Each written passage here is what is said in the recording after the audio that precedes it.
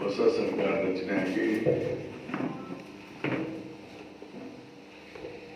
2 ತಿಂಗಳು 5 ದಿವಸ ಆಗಿದೆ. ಪೂರ್ಣ ಪ್ರಮಾಣದ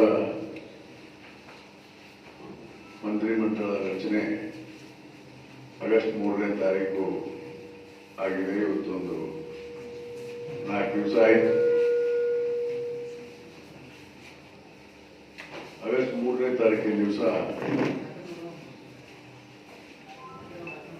ಶಿವಕುಮಾರ್ ಅವರ ನೇತೃತ್ವದಲ್ಲಿ